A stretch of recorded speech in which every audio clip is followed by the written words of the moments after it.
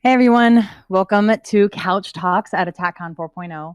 Thank you so much for joining us today. I know for those of you online that weren't able to come, we really want to give you all special content. And so that's basically being able to have interviews with these incredible speakers that fly in from all over the world.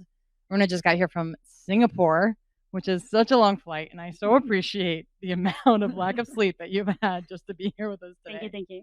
But Runa Sandvik gave a great keynote speech, and what it was on was civil society, Pegasus, and Predator, and what sophisticated spyware means for us defenders, which I love, like spyware. So you're like, this is like, I read a lot of spy novels, so I feel like you're the perfect person to ask, like, so what's real in the spy novels? um, really quick. Well, I'm going to ask some questions from Slack that we had. One of them was on the linking of like names and places and people. I know you were going through and you were mapping things to attack. There were some concerns about like actually naming and attributing to specific people. When I know we had talked about this right beforehand, so I'll just let you go ahead and answer because it was on the Slack channel.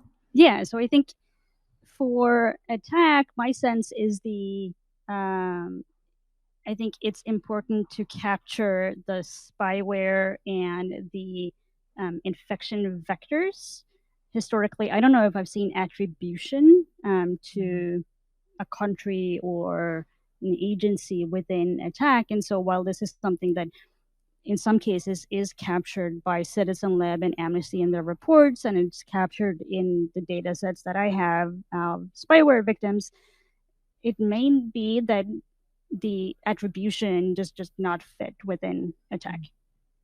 I know in attack we really like. It's funny because I'll be updating techniques, and Adam will be like, "No, that doesn't go in there," and I'm like, "Really? But it's great detail." And he's like, "Let the citing speak for this."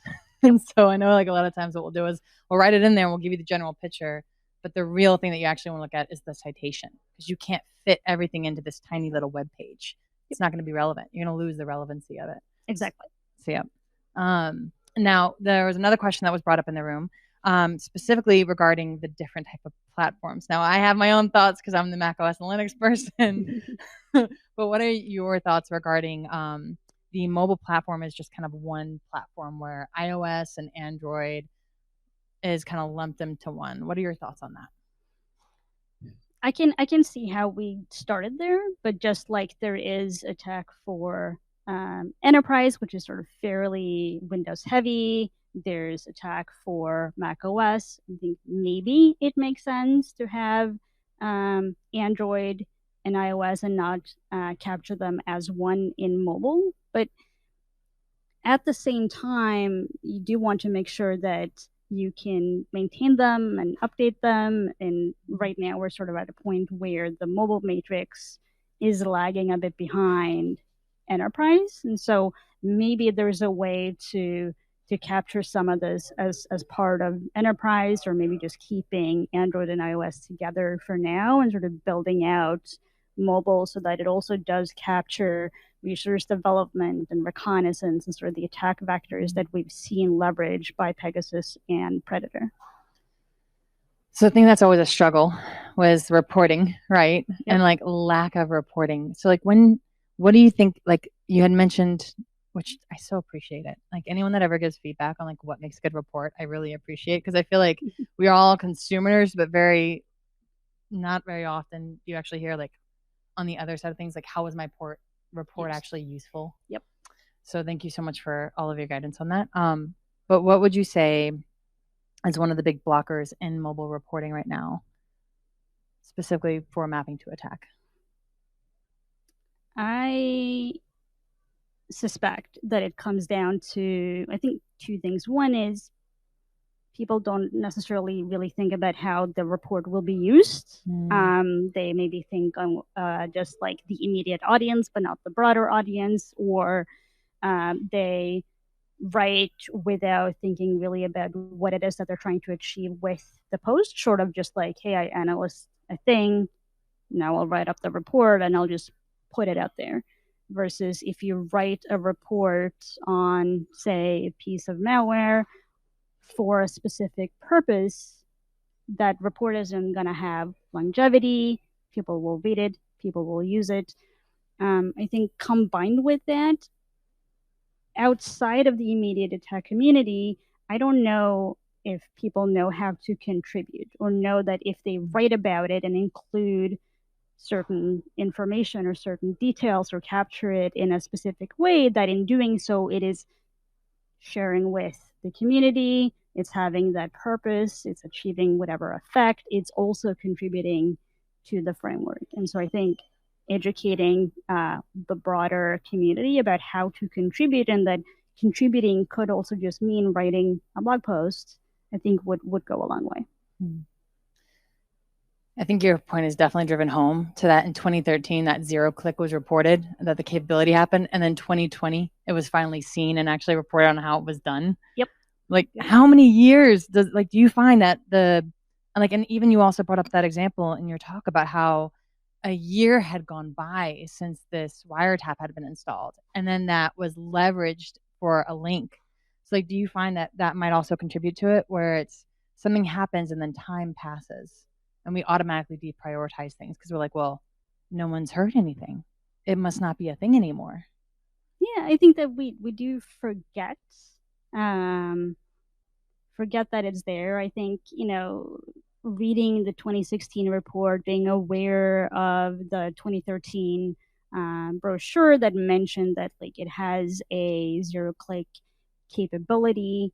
I think maybe back then it registered that it's only a matter of time, but it's something that I am thinking a bit more about now as we're seeing reports about other vendors, competitors to NSO and competitors to in Alexa that are claiming to have similar capabilities. May very well be true, and we just haven't seen it. So then it's just a question of like, well, how long until we do? So I know we're wrapping up at time, but I did want to ask one selfish last question. So for the international traveler and me, that's like always in this, like, reads way too many spy novels. You mentioned a lot about like the privacy and like the airports and people confiscating their phones and then using the passwords to be able to get into those accounts. Like, for those of us that want to be really secure when traveling and are going to countries of interest, like, do you have like any recommendations or like words of wisdom? I think it just comes down to how much inconvenience you're willing to apply to yourself on this trip. I think certainly you can have a travel laptop. You could also have a travel phone and only have access to the contacts and the apps and the data that you need for that trip. But then that now adds a cost in both you need the devices, but you also now need to sit down and take the time to set up those devices for the trip, and you want to make sure that they have what you need while you're there, because once you leave home and you leave your main laptop and main phone at home, you really have to manage with just what you've taken with you. And so if you've forgotten some two-factor codes, you're not going to be able to log into those systems while you're gone, which can be a huge inconvenience. And so I think there's certainly ways in which that you can travel and be secure, but it also, like, there's that sort of fine balance of like, well, what is usable for you in that context and what makes the most sense. But I think depending on the work that we're doing and the country that we're in, right, some amount of travel does include some amount of risk. That's super helpful. Thank you so much, Runa. Thank you for having me. So to the audience, we look forward to our next guest, which is going to be Alexandria. And yeah, I will. So we're going to bring Alexandria in. Thank you, Runa, so much for everything. I really appreciate it. And safe travels back. So Alexandria, she's actually going to be with us later tonight. She is giving us a talk on navigating the attention economy. Ooh. And with a 30-second attention span, I'm a little nervous about that. I heard like goldfish are better than us, which is really awkward. For sure. And that's exactly what I'll be talking about, is how low people's attention spans are right now and their focus, and how can we adapt our CTI products to make sure that we're giving them the most actionable information up front, so that if they lose focus or if they get pulled away in another meeting or by their boss, they're walking away with something that's useful and memorable to them. So, okay, I automatically think about these, like, all right, for those of you that are in the audience, I don't know if you've suffered from this, but it's like I want a heat chart. I want a pretty diagram. I want like the attack coverage matrix to look like it's a burning fire. Like, how do you like navigate people away from these like pretty pictures and like still keep their attention and make it relevant?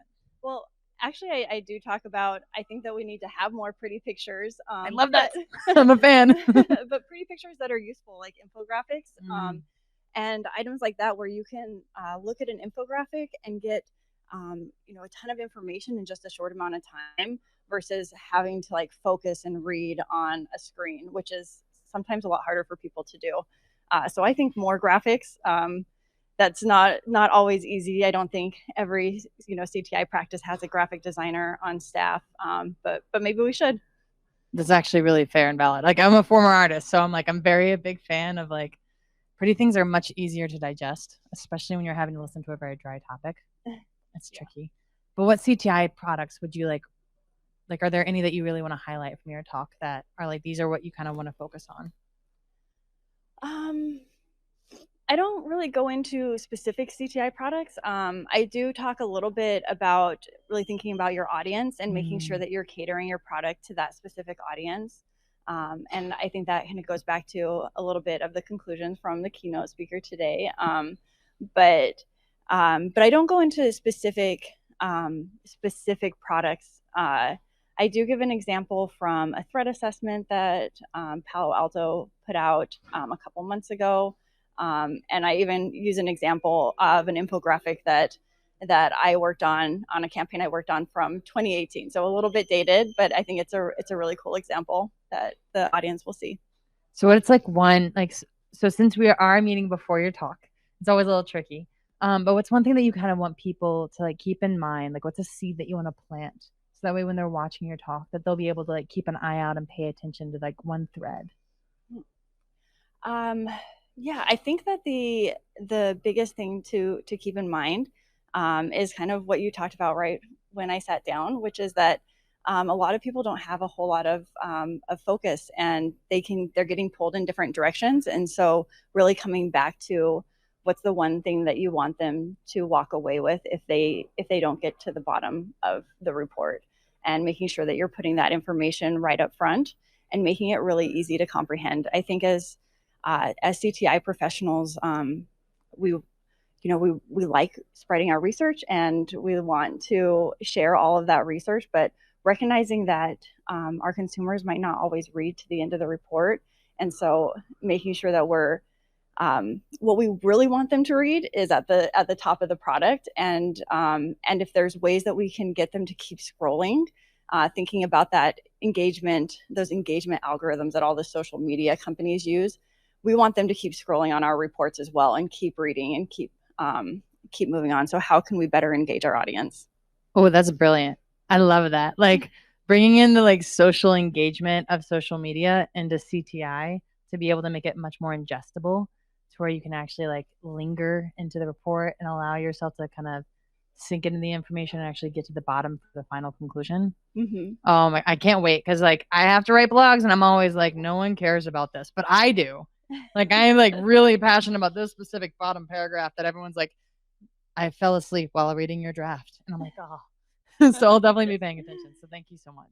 Yeah, and there's some cool examples that I'll have in my talk as well that I hope the audience goes and looks at on their own time as well of companies that are doing this. Thank you. Thank you for providing resources. I feel like we have these incredible talks. You all give so much time and attention to detail that goes into these.